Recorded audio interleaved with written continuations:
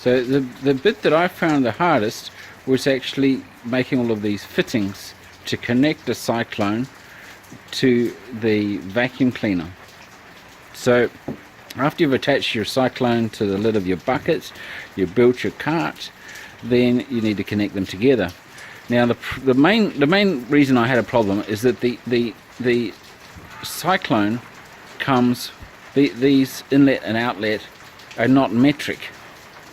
So trying to get something that will convert this to standard metric plumbing I found to be not so easy. So I ended up with this 38mm high pressure plumbing. The drawback with that is that it starts to add up when you buy all these fittings. I can't remember what it was. It might have been, maybe ended up spending $100 by the time I got all of these different fittings. I can't remember exactly.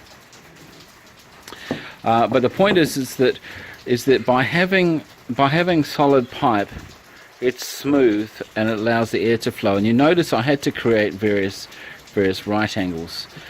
So what I did is instead of getting a 90-degree bends, I've created 45-degree bends.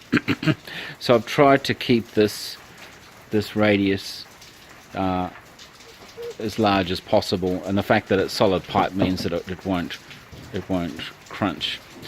The final connection, I got this as close as I could to the connection to the vacuum cleaner, but I actually had to allow some movement, so I ended up cutting a little piece of the flexi hose off the vacuum cleaner